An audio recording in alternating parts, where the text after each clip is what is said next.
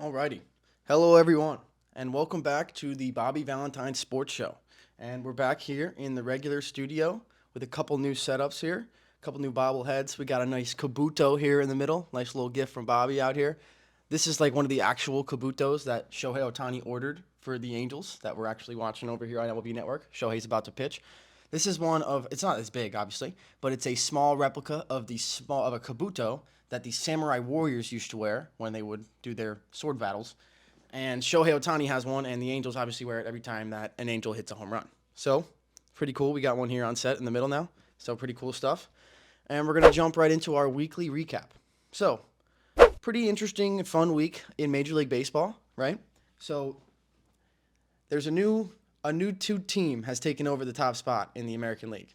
So, instead of the Rays, which has been the team of the first half, really, first 2/3 of the season in the American League, the Baltimore Orioles have stayed consistent over the past year, and they have finally taken them over for the best team in the American League East and the best team in the American League as a whole.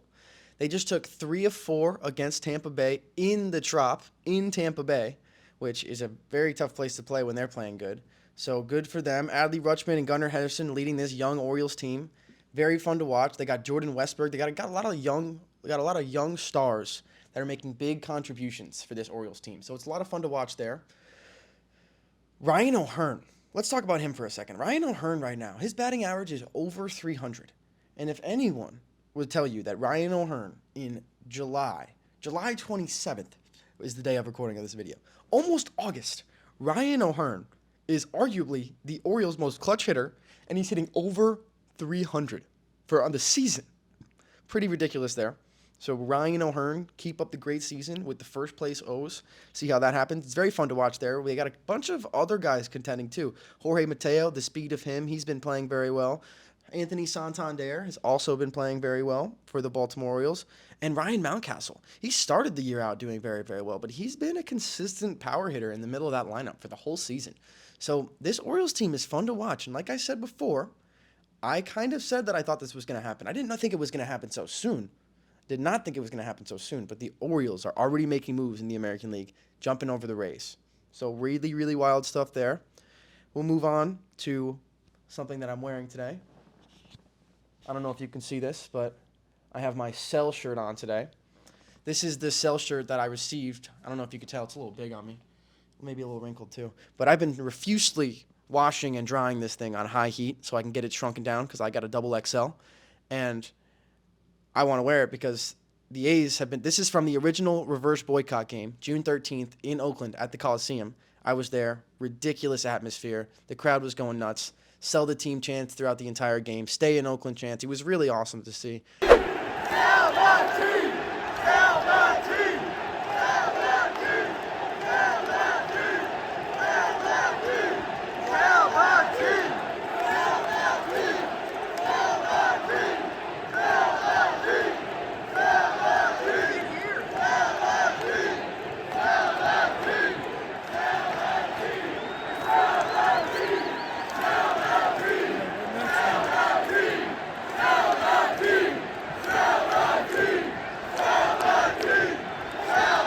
At one point, Hogan Harris, the pitcher for the A's, he thought his pitch com broke because it was so loud in there.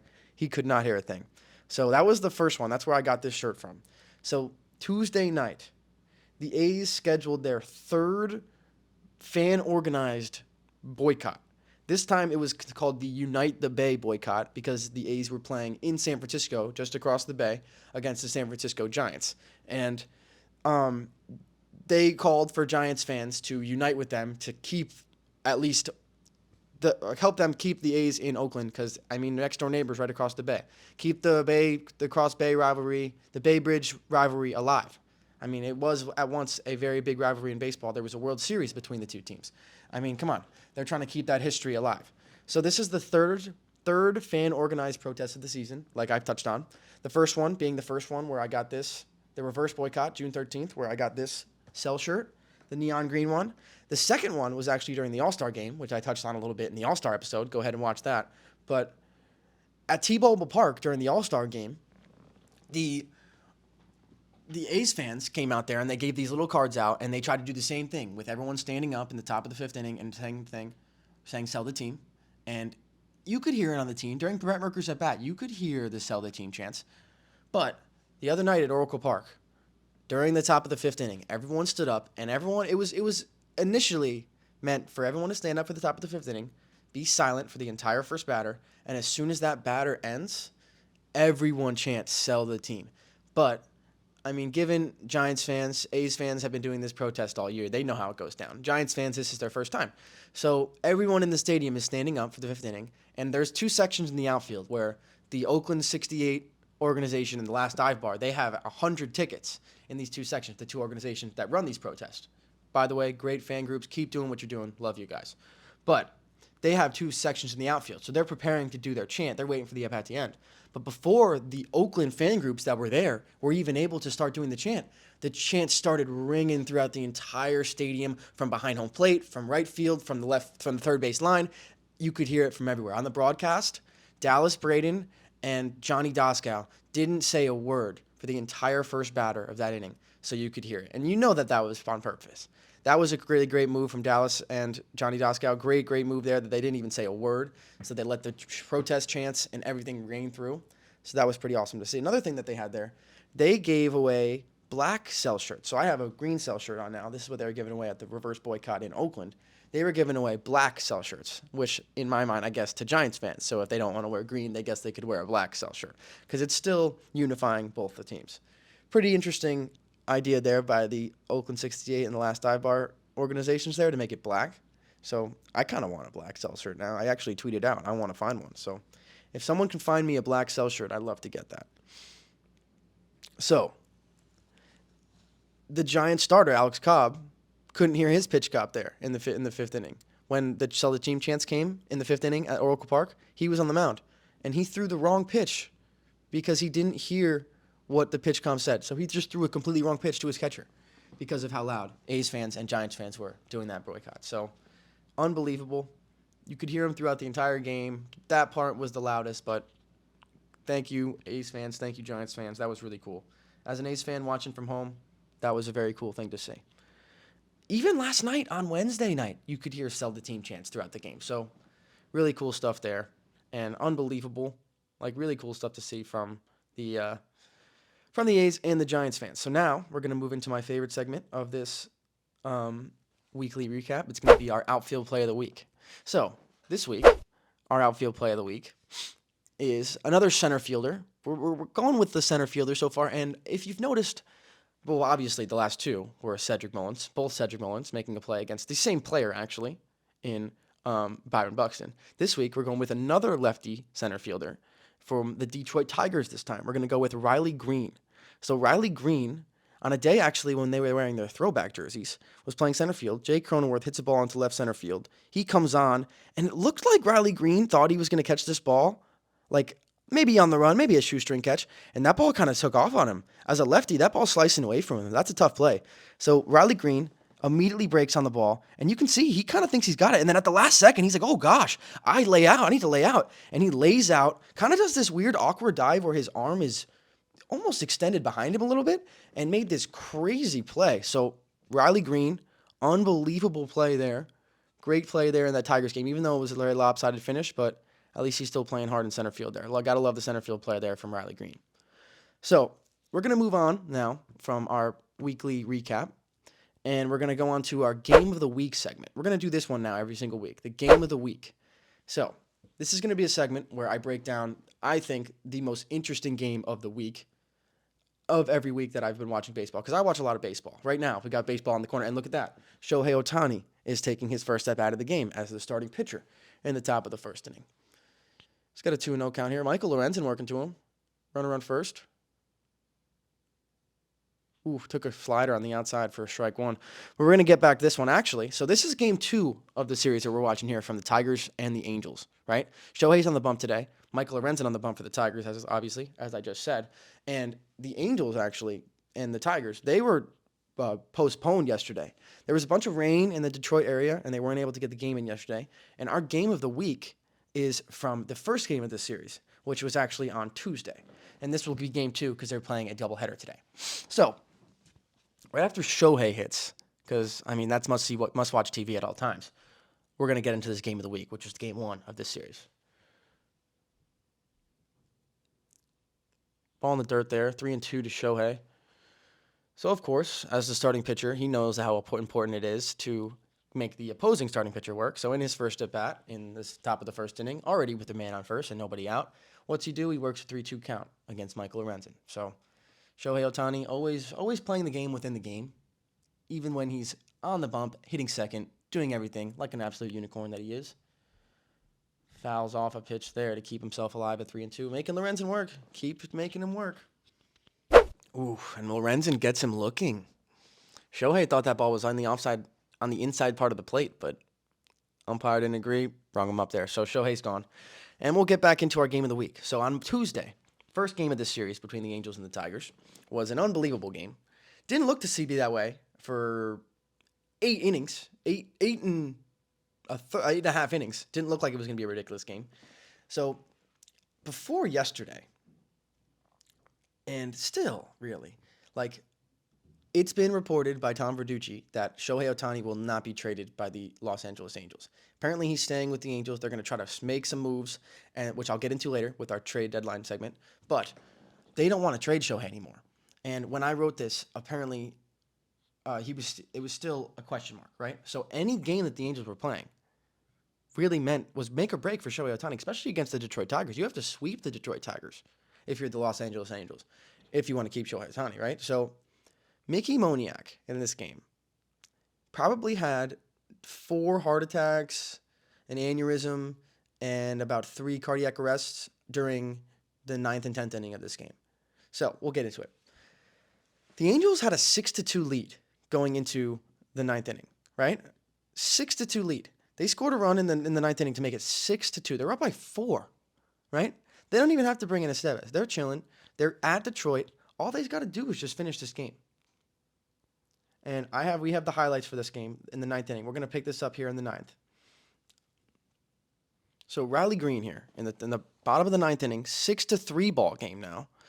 And he smokes one down the right field line for a double. That'll bring in a run. Now it's 2nd and 3rd now, 6-4 ball game. Estevez is in the game now because they gave up a run. So here comes Spencer Torkelson with 2 outs in the bottom of the 9th inning, 2nd and 3rd. Flies one to deep center field. Moniak's under it. What the heck happened? Off the bat, I thought that ball was a double. I thought the game was tied. But how big Comerica Park is in Detroit, Mickey Moniak had a chance, and he just misplayed it. I think he thought it was gone too. Ball misplayed him, ate him up, goes for a ground rule double. But look who comes up here in the top of the 10th inning with the winning run on 3rd. Mickey Moniak, the man who just blew that fly ball in center field. And what does he do? Takes a hanging slider from Alex Lang and rips it down the right field line for a double. Puts the Angels on top 7-6 in the 10th inning. So Mickey Moniak could have ended the game in the 9th inning, dropped the ball, allowed the 2 runs to score, hits the double to go up. And then Aaron Loop seals it down in the 10th in a crazy, crazy, crazy Angels win. So the Angels could have locked it up in 9.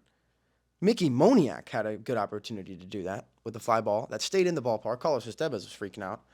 But it drops on the warning track and bounds over the fence for a ground rule double, scoring 2 runs to tie the game. So Mickey Moniak's probably feeling, oh my gosh, I just blew this game. Now we got to play extras. Baseball, the funny game that it is, of course, brings Mickey Moniak up to the plate with the game-winning run on 3rd base. And baseball is the weird game that it is. He rips one down the line and comes through for his team. So Mickey Moniak, way to come back from a lot of adversity. And just come back out there and win this game. So now we'll move into the trade deadline buzz segment that I was talking about. So the main number one person that everyone was talking about possibly getting traded for the entirety of the season, Shohei Ohtani. Last night, it was broken live on MLB Beginning, actually, that Tom Verducci reported that Shohei Ohtani will not be traded. The Angels do not want to trade him. They're going to look to build the roster and not trade Shohei Ohtani, which is very, very interesting. So if you're the Angels and the Angels ownership, executives, anyone who's involved with the Angels. This is it, guys. This is it. You guys need to win now. This is it. There's no not making the playoffs now. You have to at least get a wild card berth this year. You have to make the playoffs. Shohei Ohtani is not going to ride it out with a team that's not going to make the playoffs for a decade in his career. I just don't see it happening. If you don't make the playoffs right now, I think you're going to lose arguably the biggest generational talent in the history of the sport for absolutely nothing now because you're not going to trade him. So this is a big risk for the Angels, but I kind of like it. Obviously, we're talking about a big risk, but I think that if I have Shohei Ohtani, I don't want to get rid of him. It's a Babe Ruth trade. It's the scariest trade maybe you could ever make in the world. So the Angels need to win now, though. They need to win. So that was the number one player on my possible players on the move, right? But it looks like that's not happening. Tommy Pham, another one, which is a very interesting trade piece, in my opinion. I think right-handed outfield bats that are consistent, that's something that I could see a lot of teams needing. And the Mets being what they are, Tommy Pham has had a very consistent season for the Mets. He's sitting around 300 batting average, and he's really been the only player that could do it for an entire 5-month stretch so far. So if he moves, it'll be interesting to see if any more Mets are on the move, because I don't know what the Mets are supposed to do right now. The Mets are the most expensive team ever, and now they might have to just blow it all up. Very tough situation there for Steve Cohen, but he's got deep pockets. Who knows? Maybe he'll just spend more. But very interesting situation. Don't think I'd want to be in that situation, but the Mets, hard to watch right now. So we'll see if Tommy Pham gets moved or if any other Mets players get moved, but we'll keep an eye on that as the trade deadline inches nearer. Marcus Stroman is another interesting option, but the Cubs have been winning. The Cubs are on a 4-game win streak, and actually 5-game win streak. They won again last night. So the Cubs just keep winning. They beat the White Sox. The White Sox can't hold on to any games. They beat them in a comeback win last night. But it's very interesting to see because I don't know what the Cubs are going to do now. Is Bellinger going to get traded? Is Stroman going to get traded? Who knows? They're winning. The NL Central is kind of up for grabs. They could get a wild card spot there. Interesting to see. I think they might keep their guys, but we'll see. And another team that we don't know about right now, another team similar to the Mets, the San Diego Padres. What are they going to do with all this talent that they have? They have an absolute plethora of talent in that San Diego Padres roster. They got Juan Soto, who I don't know. Are they going to keep him? He got traded at the deadline last year. It was supposed to be the trade of all trades, make this team the best team of all time. They made it to the NLCS last year, but they ran into the hottest team in baseball at the time, which was the Philadelphia Phillies and Bryce Harper, who sent him home with homers. And I mean, I don't know what's going to happen now. They're supposed to be this juggernaut team. They can't put it together for 2 weeks. They can't do anything right now. I don't understand what they're doing. So are they going to trade Soto? Are they going to keep him? Are they going to trade Josh Hader? He's like a lefty reliever who throws that hard and has that much ability. That's a rarity at the trade deadline. People are going to be clawing for that guy if the Padres, because the Padres, what are they going to do? Are they going to make the playoffs? How are the Padres going to make the playoffs? They're going to have to figure it out right now, and they haven't been able to figure it out for 5 games in a row yet. So, I don't know. Like, I could see Josh Hader getting traded. I don't know about Soto. That might be more of a stretch.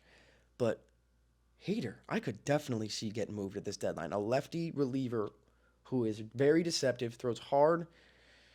I don't know, man. All-star appearances under his belt. That's a hot commodity. So, the last team that we'll talk about here in my trade deadline segment is the Chicago White Sox. So I had 4 names on this list from the Chicago White Sox already, and one of them is already gone. So the first name I had was Lucas Giolito, and last night Lucas Giolito was traded to the Angels along with fellow Chicago White Sox reliever Reynaldo Lopez for 2 of the top prospects in the Angels organization, left-handed pitcher Kai Busch and catcher Edgar Caro. So the Angels are doing it. They announced that they're not trading Shohei, and about an hour or 2 later, they got Lucas Giolito. So Lucas Giolito has not been having the season, maybe 2 seasons, season and a half, that he has been hoping for, really, after a very solid year, 2021, or 20 and 2020 and 2021. So he has it in there. He was a Cy Young candidate in those years. He fell off a cliff last year, and he's kind of stayed down in that plateau. But Lucas Giolito has the ability to be a number 1 starter. And if he can fall into that Angels rotation nicely and help them out there, that could be huge for them because that team needs consistent starting. Obviously, Giolito hasn't been that. But if he can get back to his old form, that's dangerous. And if Shohei can figure it out again, who we're watching pitch right over there right now, I mean, I don't know. That's dangerous. And they need help in that bullpen for sure. And Reynaldo Lopez could be the help that they need. I think they're going to need a little more. And it seems like they're going to do some more stuff before August 1st. But the other three names I have from the Chicago White Sox that I could see moving, because I don't know, that team looks like it's going to get blown up. Lance Lynn, another starter. I mean, Lance Lynn is a proven starter in the league. He's been in the league for a while. He's been on multiple teams. He's been struggling. He's not been able to figure it out this year yet. But, I mean, Lance Lynn's a big league arm. He's a big league veteran. Like, I don't know. Like, teams could use him. I could definitely see teams using him. And also Dylan Cease. Dylan Cease is a little bit in a different boat than Lance Lynn, as Lance Lynn is aging a little bit, and Lance Lynn's been kind of on the decline. Last year, Dylan Cease was Cy Young caliber. Like, he was very, very close to winning a Cy Young almost. But, I mean, Verlander had a ridiculous year. But Cease was right there with him. So, I mean, he hasn't also panned out, obviously, because the entire White Sox team hasn't panned out at all. But if Cease gets traded and finds his 2022 self, that is a big win at the trade deadline. So it's going to be interesting to see where he goes. And the last person who I'd be skeptical on, I don't know if I'd go for this, but Tim Anderson. Tim Anderson's a former batting champion, multiple year batting champion, if I'm not correct. I'm pretty sure. But Tim Anderson is hitting like 220 right now. He's like down there. He was like upwards of 320 hitter a couple years, maybe 315.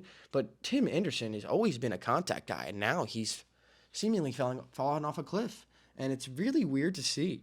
It really is very interesting to see. So I don't know if I take the chance on him. And a team that in my head I was thinking about was the Dodgers, because the Dodgers have been having shortstop issues ever since Trey Turner's been gone. But speaking of the Dodgers have been the most active team at the trade deadline so far. The Dodgers just got Ahmed Rosario. They traded away Syndergaard, who's been god-awful, for Ahmed Rosario from the Cleveland Guardians. And Ahmed Rosario's been pretty solid this year. Recently, he's been a hot bat, and like he's always been solid on defense. Like he does the job. So Ahmed Rosario in LA Dodger blue playing shortstop is a very interesting move, in my opinion. So I think that could work. And the first real big move of the trade deadline was Kike Hernandez. So Kike Hernandez is going back to LA.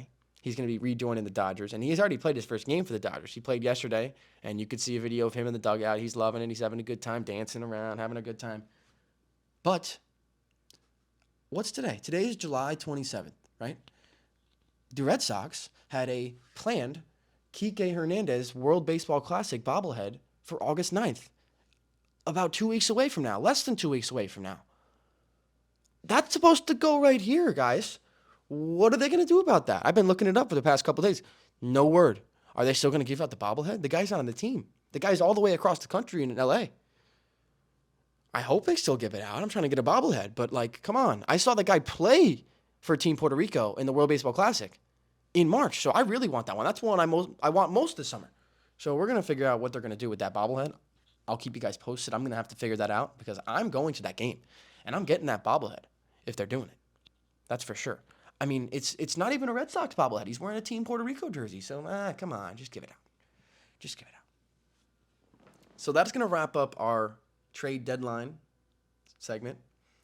And we're going to move into our MLB standings update. We're going to talk about who's hot, who's not, and all the divisional races so far as they're really shaping up as we're getting into the late months of the summer. August, we're going to get in September where everything really starts dialing down. So we'll start with the hottest division, the team that's been the hottest all year. Every team in the division's over 500 still, the American League East. So we talked about it in the weekly recap, and the Orioles, they're the hottest team in the AL now. They're the best team in the American League. The Baltimore Orioles are the best team in the American League, and I'm saying this on July 27th. That's a long time into the season. We're getting into it now. Like, this is ridiculous. The young stars continuing to propel the Orioles. Adley, unbelievable. Adley is the only qualified catcher left in the major leagues without a pass ball to his name. Think about that. Adley Rutschman has 0 pass balls for the entire season. Only catcher. Doesn't have any.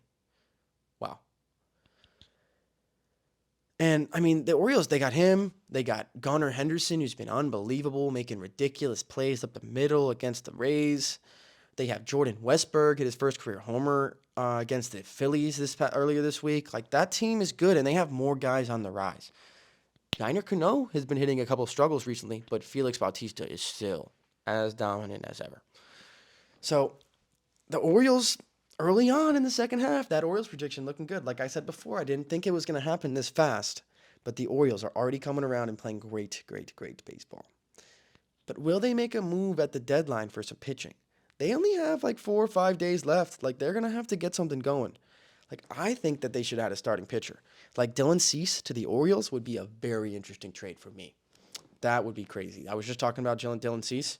Him to Baltimore. If he starts pitching like last year, that could be dangerous. That could be dangerous. So the Rays talked about how they've been struggling recently. They had a historic start. Given the start did last for about 50 games, 45 games. But since then, they've had the second worst month in the history of the Rays franchise. Given it's not a very storied franchise, given the longevity of it, a fairly new organization if you factor it in. But the second worst month in the history of the Rays organization? Right after that crazy start? What the heck just happened? So a complete 180 tailspin there for them. Very weird to see.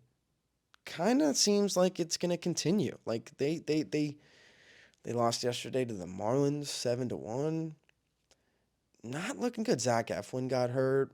That's not good. So this Rays team, they're going to have to figure it out soon, or they're going to be fighting for that wild card spot, maybe even on the outside looking in soon. So we'll see.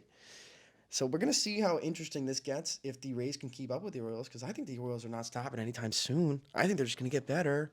So we'll see. Yandy got hurt too. Yandy Diaz got hurt. Yandy Diaz left the game with groin tightness. So Yandy's hurt. Zach Eflin got hurt yesterday. Like, they are going to have to get something going right now. Moving down the American League East, the Blue Jays, they still can't get anything consistent going. Offense, defense, pitching, like the Seattle Mariners are the kryptonite of the Toronto Blue Jays. Cal Raleigh is the kryptonite of the Toronto Blue Jays. He hit 2 homers in a game against them this weekend. And every time that they play each other, it feels like Cal Raleigh is just absolutely going to town. So, like, every game they play seems like it's a grind. Like, they're either giving up 8, they're scoring 8. Like, it's shootouts every single day. And it's just really weird to see. Hitting doesn't align with the pitching, vice versa. The pitching won't align with the hitting. It's just a weird team. The team is good, but they can't really string anything consistent together, and it's just a very interesting thing to see. I don't know how to describe it. So, are they going to make any moves at the deadline? Like, they have decent pitching. Like, Kevin Gausman's been good. Bassett's been pretty good. I like Chris Bassett, former A. But they might need another bat. Another, like, DH kind of bat, a big bopper kind of bat. I don't know, maybe, because Vladdy hasn't really been. Vladdy's been hot since the All-Star break. But they kind of need somebody else. They need more pitching? I don't know. But really weird. So the last 2 teams in the American League East, if you can't figure it out by now, the Red Sox and the Yankees sitting down at the bottom, which is very weird to see. Very weird to see, very weird to say. But the Red Sox and the Yankees are tied 100 games into the season with the same record. And I don't really know why the Red Sox traded away Kike. I'm not really sure why they did that. Like, we just talked about that. I want the bobblehead, but I don't know. See, Kike seems like a great guy, great clubhouse guy, great team gel dude. But, like, why did they let go of him? I like Kike. I think they needed to keep him in the outfield more, and I think that's what the Dodgers are going to do. I don't think the Dodgers are going to do that as much with keeping him in the infield because they just got him at Rosario. They have more players. But I don't know. I thought that was weird. Were they going to sell more? Does that mean they're going to sell? Like, the Red Sox are still, like, in the race. They're right there with the Yankees. I don't think the Yankees are going to sell. I don't know. They might, but what's happening? I'm very confused. I'm going to be out in Fenway soon, so I guess I'll be able to see it firsthand right after the trade deadline. So I guess we'll see if they sell or not by the next time I'm out there. But I don't really know what what's going on over there. And everything about the Red Sox right now is really weird, right? Even the plays that are happening to the Red Sox are weird. Like I'm trying to say, like, I don't understand what they're trying to do right now. Selling, buying, I'm not sure. But this past weekend, they were a part of the three of the weirdest plays I've seen in my life watching baseball. And I watch a lot of baseball. I've seen a lot of baseball in my lifetime. And three of the weirdest plays I've ever seen happened, and they all had the Red Sox involved. So the first one was against the Mets. I believe this was Saturday, maybe Friday. But the Red Sox had a 2-0 lead. It was the top of the fourth inning. Runners on second and third. There were two outs. So the Red Sox were trying to get out of a jam here. Jeff McNeil up, and the tying runs are in scoring position. And Jeff McNeil rips a base hit up the middle. Jarren Duran comes up firing, and he throws home trying to get Pete Alonso. He slides in safely. Catcher tries to get Jeff McNeil advancing to second and throws it into center field all the way to the warning track. So McNeil stands up, runs to third, rounds third, and he scores easily. So a Little League home run. Both the tying runs scored on the RBI single from McNeil, but the errant throw from the catcher that got all the way to the center field wall allows McNeil to round the entire bases and score the go-ahead run. So the Mets go up 3-2 in one of the weirdest fashions you could ever see. So then we'll go to Sunday Night Baseball, which was, again, Red Sox-Mets. And this was in the first inning. In the bottom of the first inning, we're watching, and the Red Sox, Jarren Duran hits a base hit up the middle on the first pitch that Carlos Carrasco throws, right? So he's on first base, sitting there, and Masataka Yoshida comes up.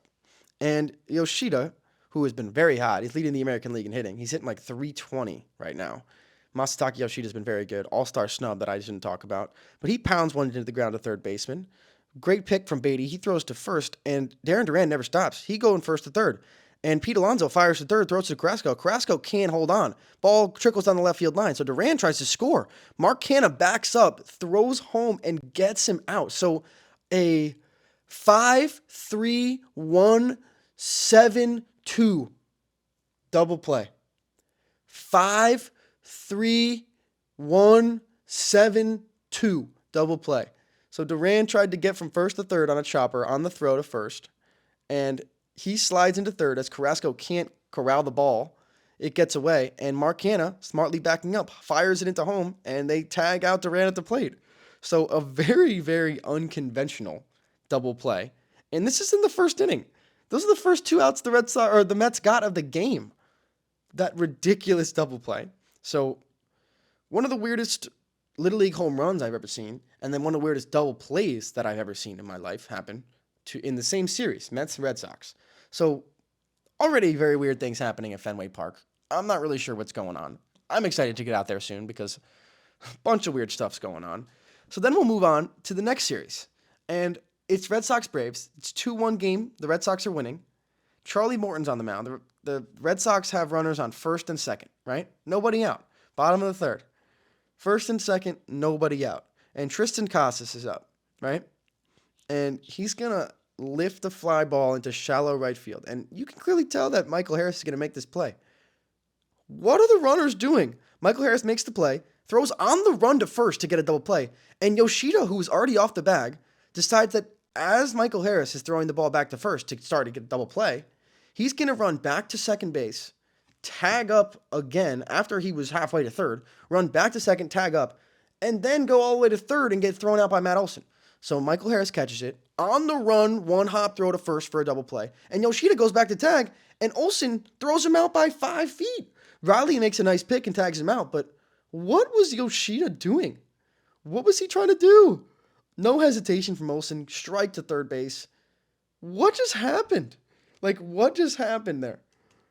That might be the worst base running I've seen in a long time in the major leagues. One of the dumbest triple plays I've ever seen.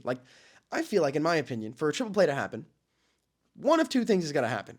You're going to have to get very, very unlucky as a hitter, as an offense, or you're going to have to run the bases absolutely terribly. And that one was an absolutely terrible base running play from both the runner and first and second. From getting off too far to begin with to get doubled off, and then trying to tag up and go to third afterwards. For what reason? I have no idea. So, three of the weirdest plays I've ever seen, all happening at Fenway Park within the span of 4 days, 5 days. So that was fun. And now we're gonna move on and talk about the Yankees. So the Yankees are in a very weird spot. Like Yankees fans are not happy, of course, because Yankees fans are never happy unless they're winning the World Series. And nobody really knows what's going on. They don't look good on the field. I've watched them play a lot, honestly, too much for my liking recently. But they swept the Royals. But I mean, the Royals only have like 29 wins. They're sitting there down there with the A's, so it's like, who cares? And are they really gonna buy and try to win this year? Are they gonna try to win with this team? Like, is that even possible? Is that even a thing? I don't know. I don't really see it. I don't know, but I don't know if you should just upright tell everybody. But buying right now and winning with that Yankees roster, I don't know. So we're gonna move on to the National League East. Hold on, a little bit of beverage here.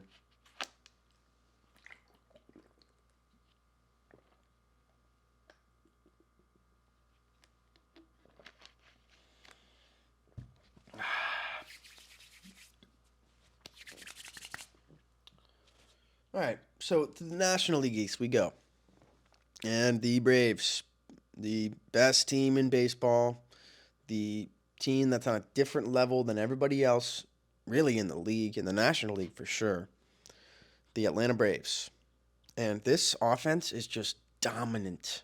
Like, I mean, the Rangers' offense has been pretty good, but this offense is ridiculous. Acuna, Olsen, Riley, they're all raking right now. Absolutely raking. I mean, everyone's raking. Orlando Arcia's raking. Like, everyone. Oh, it's ridiculous. And, like, is there a way to make this team any better at the trade deadline? I mean, maybe get another arm because they've had a couple injuries on the rotation. Maybe you get some bullpen help. You can always get some bullpen help. But this team, defensively, offensively, that lineup is very, very good. And they look like they have no signs of slowing down. If I'm a Braves fan right now, Chenny, if this somehow gets to you, bless up, brother. Have fun. So now the Marlins, who are sitting in second place, actually, hold on. Hold the phone. Everyone calm down.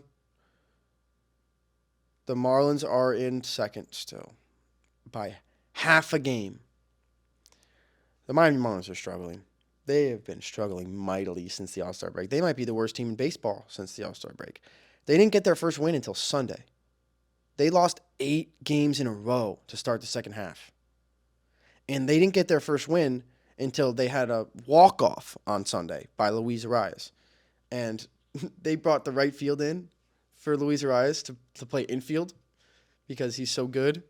And what did he do? He had a line drive right where the right fielder would have been for the walk-off base hit because he just knows exactly what he wants to do with every baseball that's thrown at him. And he can put it anywhere he wants. La Regadera, the sprinkler. I mean, tell me he's not. So this is going to be an interesting wild card race here in the National League because the Marlins are at the top of it, in the thick of it, but I mean, they've been struggling. I think they need to get something at the deadline. They could use a shortstop. I mean, maybe they go after Tim Anderson, but that's a risk. I don't know. But they could use a little bit of something, maybe a pitcher, because Sandy, he finally had a good start. He threw a complete game, less than 100 pitches the other day, but I don't know. I think they're going to have to do something at the deadline. We'll see. And the Phillies are playing very, very good baseball right now, and they are right on the heels of the Marlins. Like, they are right there. And they just beat the Orioles in a series. So, right, I'm talking about the Orioles, the hottest team in baseball, hottest team in the American League, hottest team. They just lost a series to the Phillies. The Phillies just played a very good series against them. A couple walk-offs involved, I'm pretty sure. At least one, I know that. And they're playing great. Like, the past month, they've been playing very, very good. Like, they look great. They look great. So they're finally coming around. And Trey Turner still really hasn't came around yet. So, like, they're doing this without all of their stars really producing yet. And they still have them. Like, I mean, Bryce, he's coming around now. He's playing first now. But when him and Turner start really coming back, that could be a scary lineup there. That could be a scary lineup. And so Trey Turner, we're talking about him. He had a very weird ejection the other night. And the umpire kind of seemed like Squid Jones, if we're going to be honest. The umpire kind of looked like he was a head case. He kind of seemed like he was like, ooh, look at me, all about me. But Trey Turner, he wasn't happy. He wasn't having a good game. He made 2 errors. He struck out on a pitch he didn't love. And obviously you could tell he was frustrated. He said a couple things to the umpire. But it looked like the conversation was over. And he just kind of tossed his helmet and his batting gloves to the bat boy, like towards his dugout. Not like he was throwing them in disgust. Kind of looked like he was just tossing them back to the on-deck circle, towards it, in his sort of general area of it. And as soon as he did that, he got thrown out of the game by the umpire. And I was sitting there like, what is going on here?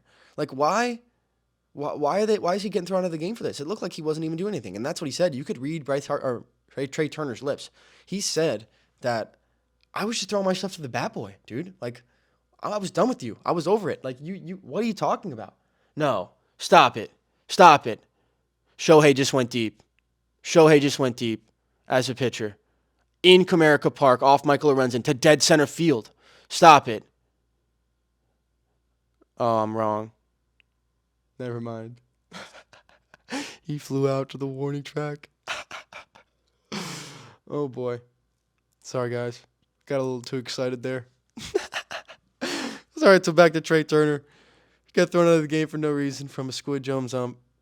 But so now, Philly, San Francisco, Philly, San Francisco, Reds, and the Marlins are all within that 1-2 game range in the top wild card spot. So this is going to get very interesting. Philly, San Fran, the Reds, and Miami, all there fighting for this wild card spot at the moment. And the Mets are in a very weird spot right now. I talked about it a little bit earlier with the trade deadline very looming near. Are they going to get rid of Tommy Pham? Are they going to get rid of Verlander? Are they going to get rid of... I don't know. What are they going to do? Are they going to sell? Are they going to try to get... I don't know what they're going to do. The Mets, scary situation right now. Highest payroll of all time. But, like, seems like the season is over. Like, what are they going to do? Are they really going to win 50? Like, no. They're going to win 15 more games. Like, who knows what's going on? And the Nationals are just there, you know. They're better than most people would be. Like, they just played a series against the Rockies. They think they're better than the Rockies. I mean, they have some talented dudes who could be traded, like, at the deadline. Jamer Candelario, like, he's pretty good. I saw him play for the Team Dominican Republic during the WBC. He's pretty good. Lane Thomas has been good. He's up there in average. He's up there in the league in hits. Dom Smith has been good, the former Met. I think he got cut last year. But he's been solid. He could get moved at the deadline to somebody who needs a first baseman. So we could see some interesting moves from that Washington team if they want to get rid of some guys. So let's move to the Central divisions. We'll start with the American League Central. And before this series that they just played against the Mariners, where they lost, and we'll get into that a little bit more, the Twins were the hottest team in baseball, in the league. The Minnesota Twins were the hottest team in baseball since the All-Star break. Like, what? What are we talking about? Like, they couldn't get a week of consistent baseball before the All-Star break, and then they come out and they're the hottest team in the league. They've won 9 of their 13 games, even with that hiccup against Seattle at home. They still won 9 of 13. They were like 9 of 10 to start the second half. Like, what? They had 2 walk-off wins in a row. They're 6 games over 500. So, like, are they good now? Like, are they going to win the division? Like, I don't know what's going on. Like, randomness just comes out of random teams in baseball all the time. But they kind of came back down to earth and were put in their place by a Mariners team who is dealing with the same sort of what is going on, really, this year. They don't know. And it seems like everything's been weird for them, too. But we'll get into them. We're still talking about the Central. But Alex Kirilloff just won AL Player of the Week. So possibly they have something coming on now. The Guardians still keeping the Central inconsistency alive. They will win a game like they did yesterday by a good amount of runs, but then they'll lose a series to the Royals. And then they'll beat a team like Pittsburgh that is very inconsistent, but then they'll lose to, like I said, the Royals. So it's like, I don't know what they can do. It seems like they can't hit anything. Like one day, like they'll explode on offense. Like there was a game that they played in Pittsburgh about 2 weeks ago where they scored, 13 runs? Josh Naylor had 6 RBIs, something like that. He had 2 bombs or something. And then the next day they'll score 1 run and they'll have 5 hits, not even. It's a very interesting team. It's hard to get a grasp on them. It's really hard to get a whole grasp on the entire American League Central. So very weird. Tigers are so mediocre. It's honestly weird. And like only the winner of the division is making the postseason. So like if you're in third place in the American League Central or below, like you better turn around now or this is it. You're having a nice 5 month break where you're not doing anything.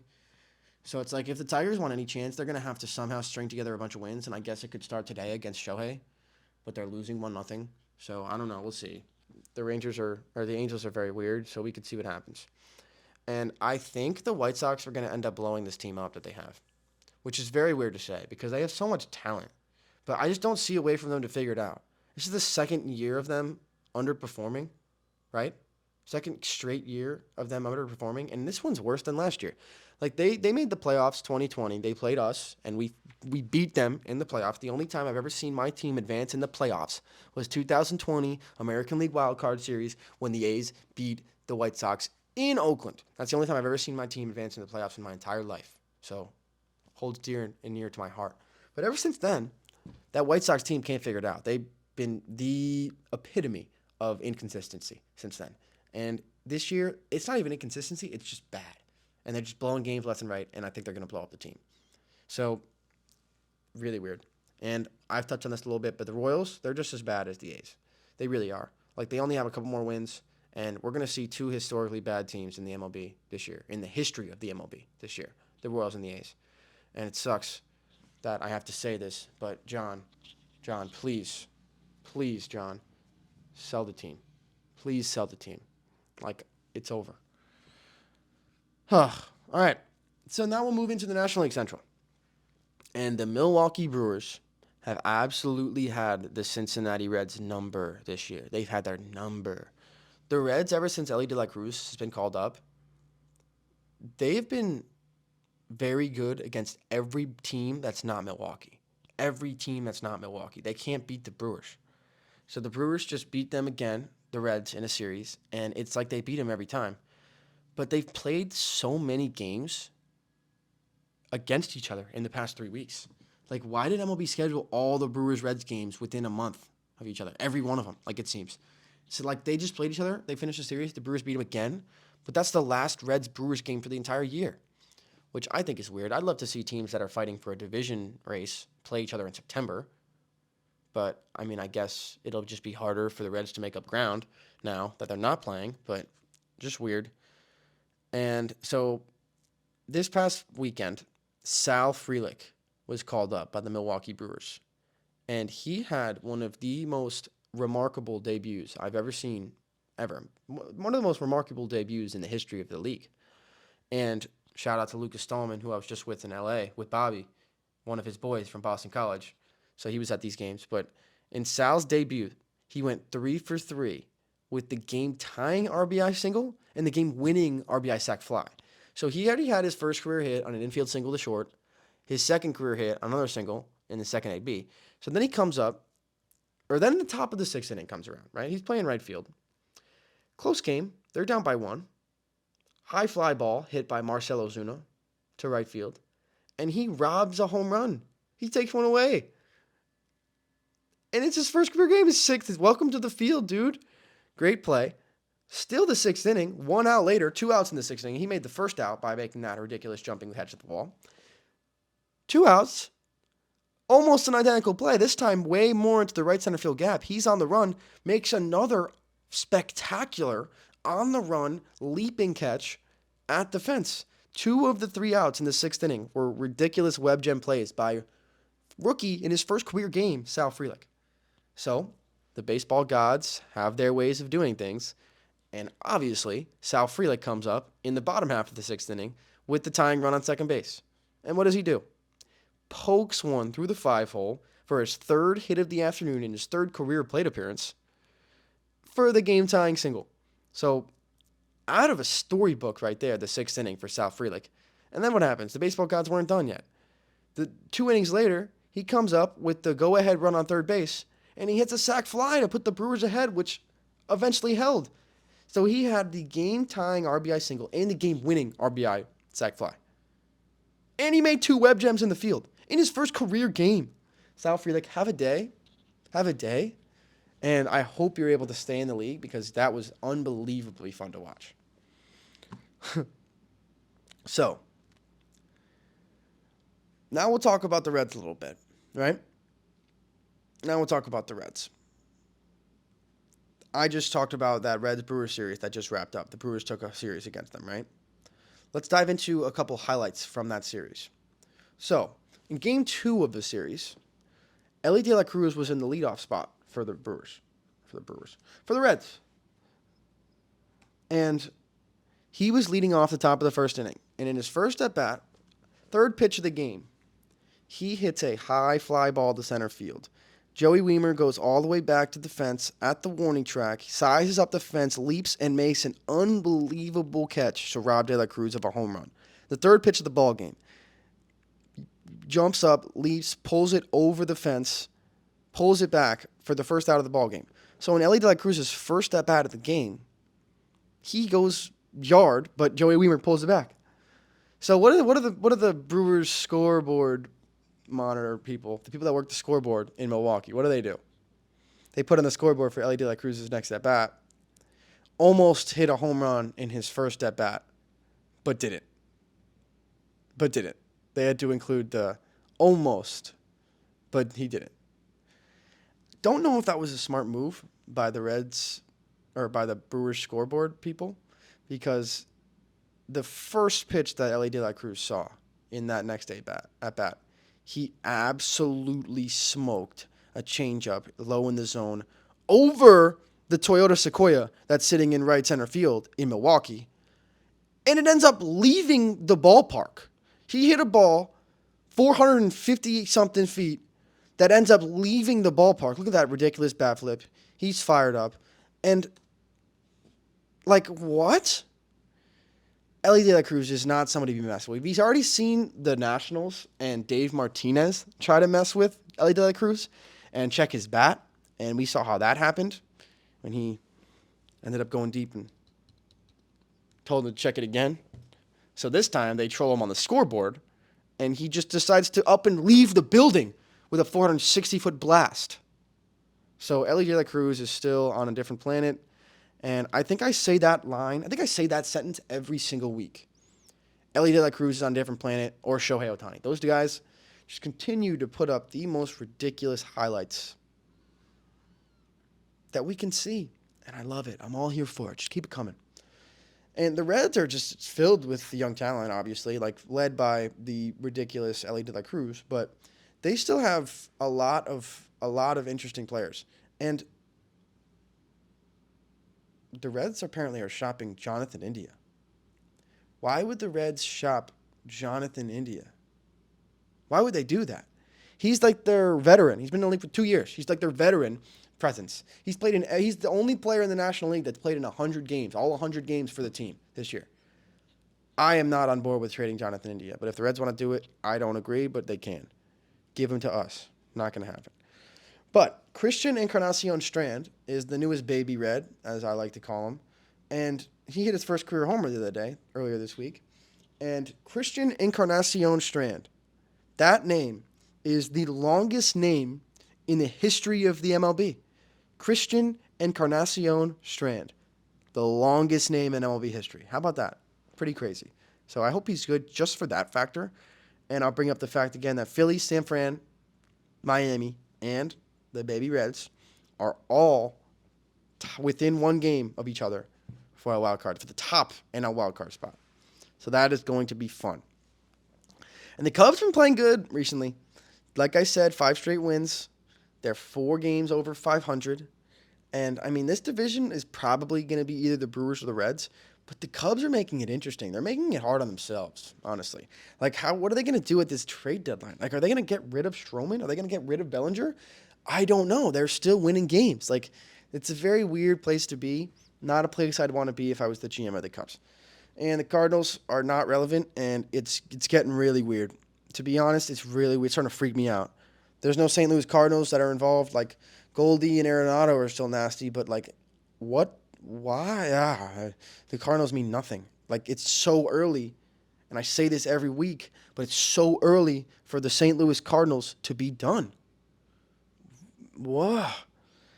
And the Pirates' hot start really was a fluke, right? Like, geez. Like, Kutch, bro. I love you, brother. But, geez. Like, you're having a good year still.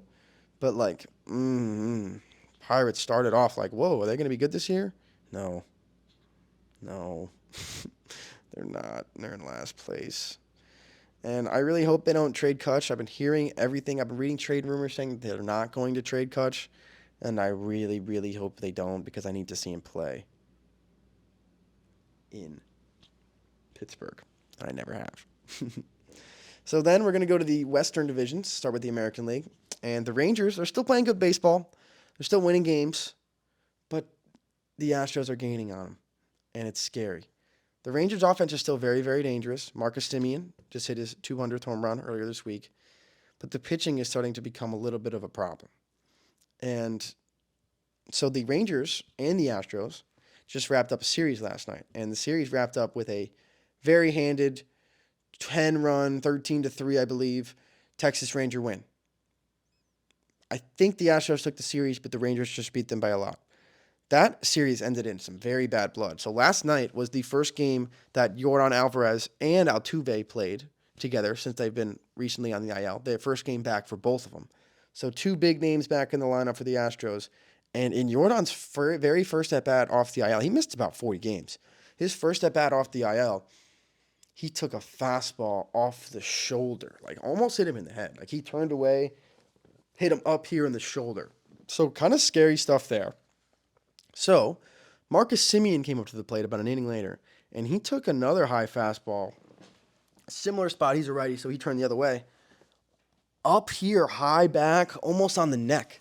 So Marcus Semien is one of the most cool, calm, collective, calm guys that he doesn't get very, very animated ever. He was a former A. He was third in MVP voting in 2019 when he was on the A's. I bet you didn't know that. But he's my guy. I've always loved that guy. He's from Oakland, too. He's an Oakland native. Marcus Semien doesn't ever really lose his cool. But he got hit there, and you could tell he wasn't happy. Like he's like, why are you throwing at me? We're not trying to throw at your guy Yordan. Why would we do that? It's his first at back. So he's a little bit angry with Framber Valdez as he gets hit. So on his next at bat, he comes up and he goes deep. Like he hits a bomb. And Marcus Semien isn't really one to get in your face and talk to you about it. But he was staring down Framber as he was rounding the bases. He was getting into it. Like he was getting amped up. And like I guess he said something around the plate. I think I heard an interview of him after the game, and Marcus said that he said to the catcher, Martin Maldonado, that we're going to win this game when he came around the plate because the game was still close at that point. And then in his next at-bat, he ended up getting walked and to load the bases. And the next batter, Adolis Garcia, hit a grand slam. And Marcus Semien came around the bases, and he kind of gave a little hop and bounced on home plate. And I think he said to Martin Maldonado, I told you, because at that point they were up by like 9. And Maldonado took exception to it. Both benches cleared. They were all in the circle behind the plate. And Marcus Semien, who never, ever is losing his cool, ever, ended up getting thrown out of the game, which it looked like he was very surprised at. And after the game, he made those statements and said, I just told Maldonado, we're going to win. And then I said, I told you so. And then I was out of the game. So very weird. Semien very not happy at all with the Astros after throwing at him and hitting a homer, and benches cleared. So interesting to see what's going to happen with those two teams, division rivals, going into the rest of the season, as they're going to be into a very tight division race. So moving on to the Astros, they're still playing like the Astros, even though they didn't have Yordan for those 39 games, but they got him back last night. Altuve and Yordan returned, and that's very scary for the Rangers, and I mean the rest of the American League too. And they're only 2 games behind Texas, as I said, so that chippy division race is going to get very interesting for the next couple months, especially with Yordan back. And the Angels. So after they were in make-or-break territory. They needed to win basically every night they came out. But last night they come out and say they're not trading Shohei Ohtani, and they're going to try to build up a team. So instead of trading the man, they're going to try to build up pitching around him. They've already gotten Lucas Giolito. We've talked a lot about the Angels. So we'll see if they're going to continue to make moves and build their team up, get some more pitching, get some more bats. We'll see what they do. Very interesting to see. They got to sweep Detroit, though, so we'll see. And the Mariners, I just talked about the Mariners beating the Twins. They brought the Twins back down to earth after they took 2 of 3 in Minneapolis. So Julio hit 2 homers in a game that they came back to win in the 9th inning against the Twins. And yesterday, Julio hit another bomb. So Julio looks like he's turning it around, starting to get hot after the home run derby. He's starting to hit some homers now himself. And I'm really not sure what's going on here, but it looks like they may be able to start turning it around because the pitching has been good for this team. They have Gilbert, they have Kirby, they have Luis Castillo. Like, they have a very good pitching staff, but the offense comes in like spurts. It's not like they can't put anything together for a consistent span. And if they can do that, Angels might have to look out. But the Angels look like they're trying to gear up for a playoff run, so we'll see what happens there. And, I mean, the A's, we're just sad. We're just a sad team right now. And at least the A's fans are still proud, though, with all the protests. The third protest of the year I talked about. Sell the team, baby. Sell the team. And they did another one in San Francisco the other night, like we talked about earlier. And at least that's what we have for us. You could hear him on TV from my house up here, so that's good. And the last division we got to talk about here, the National League West, and the Dodgers back on their pedestal.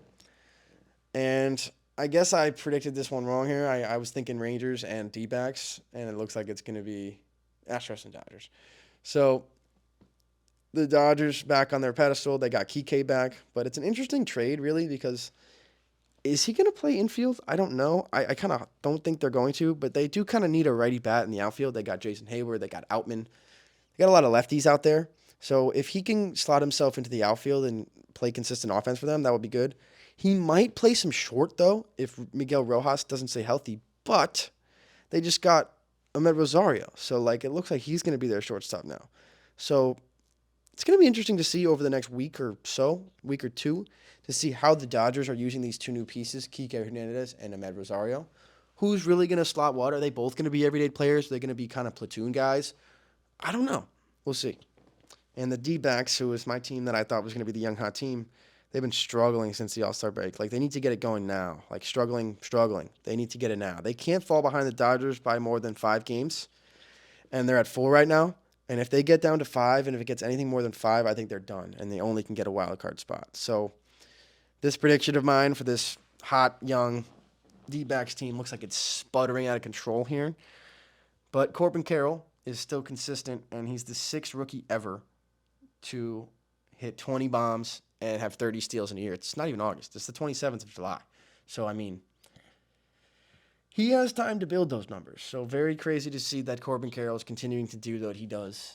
As he might be my new favorite player in the league, to be honest. The way he plays is so fun. He's a 5-tool guy, speed guy, but he's got sneaky power. And I really like watching him play. And the Giants have been struggling as of late, but they just played the A's and they just beat us twice, so they'll probably get right back on top. I feel like every week there's a team I talk about that's struggling, but somehow the next team on their schedule is the A's, so it's going to be fine and everything will be good because, like I said before, Philly, the Reds, Miami, and these San Francisco Giants are all within 1 game of each other for that top National League wildcard spot. So that's going to be a lot of fun. Once we get into August, September, those wildcard races, those divisional races are really going to start shaping out, and we're going to see what goes on there. And the Padres, every week it's, what the heck, the Padres.